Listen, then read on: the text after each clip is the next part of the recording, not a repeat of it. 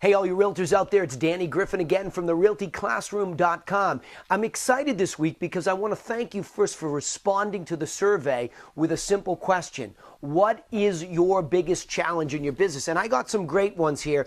And what I did was I took them and reordered them so that they made some semblance of sense to you so that you can really attack them one at a time depending on how important they each are to you. But first of all, and this always comes up. Number one challenge, time management. What do I do with my time?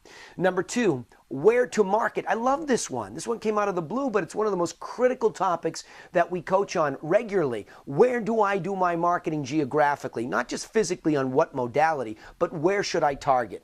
Number three, how do I get more quality leads? Number four, converting those leads. How do I convert them to clients? Number five, getting more listings. I need more. They're the leverage. I'm looking for them. Number six, how do I get now buyers? Somebody who's going to take action, not run me around through 50 houses.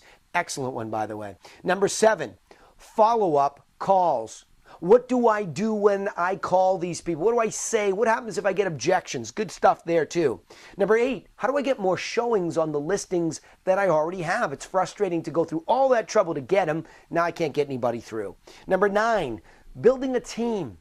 I'm frustrated. I'm working too hard. There's too much going on. How do I leverage myself? And number 10, when I get those team members, how do I keep them? So this merits an enormous amount of discussion down each one of these. But again, I'm not going to leave you hanging. The intent here is to give you some now information. I'm going to do my best to give you the short, quick, and dirty answers here. But you have my word, you will be seeing a lot more lengthy video about how to handle these situations. Number one, time management. What I did was I chose an acronym to remind me, first of all, about what are the universal things that any small business must be concerned with, and then I tailored it for real estate. So what I came up with, and now it's been expanded since its original form, L, D, P, P, and O. It reminds me every day that I better be working on L, leads. I better get new ones coming in all the time. D, they better be going into a database where I can organize them properly and launch the proper follow-up plans, which leads to P, phones. I need to be on those phones, calling regularly, scripted performances, trying to convert to the next P, presentation. I need to get face-to-face with those buyers and sellers so I can give them a more formal either flip book or laptop presentation where I discuss the benefits of working with me and my company.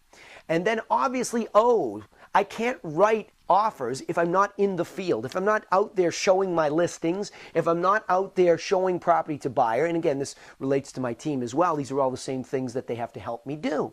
Those are the things that you must do. Leads organized in a database, followed up on the phone, given presentations to. Once they become clients, getting offers written. That's how you get people through the funnel here and you get paid. Time management. Where to market? Excellent question. You need to drill down to an area that is probably somewhere between 20 to 70,000 people.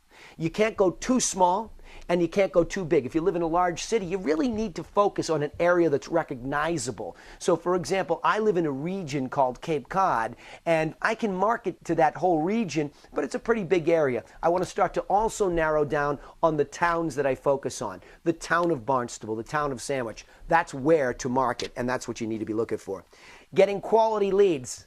Be specific in your marketing. You want your marketing to cry out very specifically to those people that you want to do business with. If it's first-time home buyers, it better say that. And when they go to, for example, a landing page on your website, it better reiterate that. So you want to make sure you're speaking very particularly to the people you want to do business with. The more generic your marketing, the more generic the buyer, and that's a problem for you. Okay? Converting leads. What do? If you're getting on the phone, first of all, if you're not getting on the phone regularly, a little bit each day, and making dials that lead to talk-tos, that's your first problem.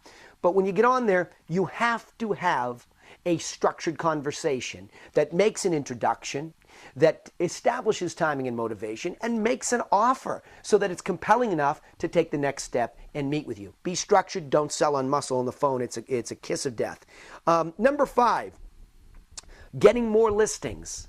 Well, everybody wants listings, and that's one of the most competitive parts of this business. So again, if you go back to where to market, you can think about what's the most low-lying fruit as far as potential listings are concerned. And this, oh boy, there's the obvious. There's expireds, there's FSBOs, there's canceled withdrawals. That's the obvious part that this business teaches. But what about notice of default, somebody that might be in trouble? And what about referral sources? All those things work. But most importantly, you want that subset of the market to know in a very general way, what is the benefit? What's the big claim that you make above and beyond all the other people who would list these homes? You want to hold on to that and put it out there. For example, I don't care who you are on Cape Cod, your home sold in 7 days guaranteed. That's the message that you need to come up with. Something powerful like that that puts you to the top in the forefront so that when somebody is thinking about listing, they think about you.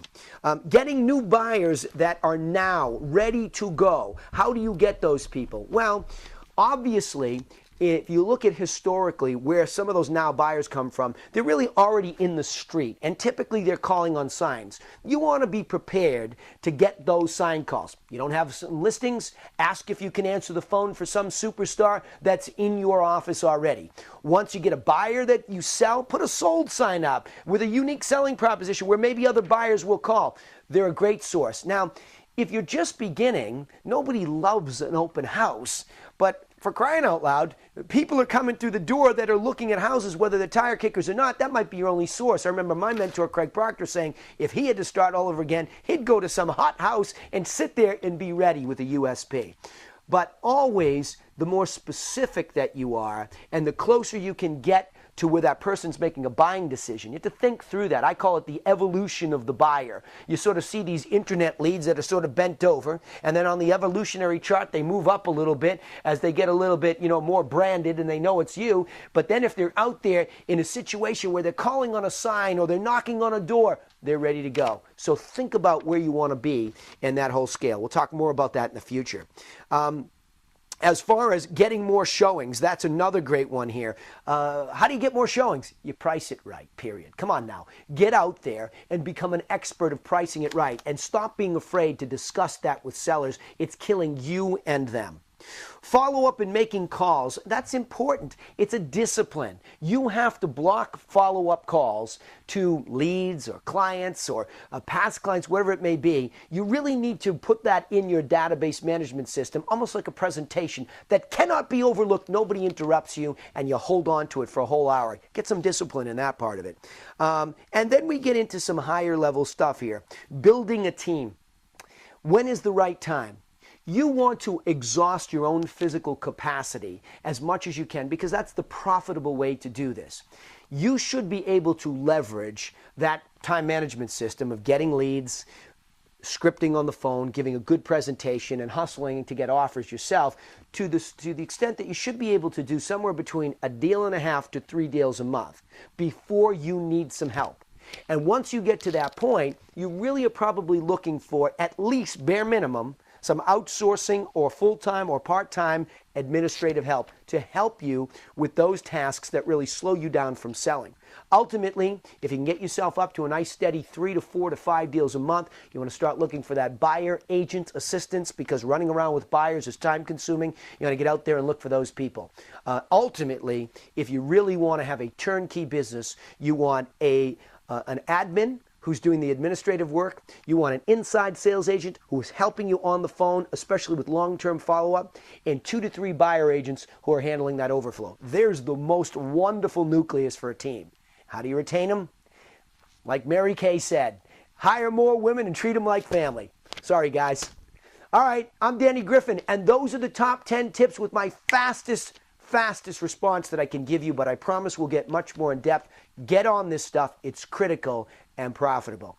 I'll see you the next time on therealtyclassroom.com. Keep those challenges coming, and we'll make more lists in the future. See you next time.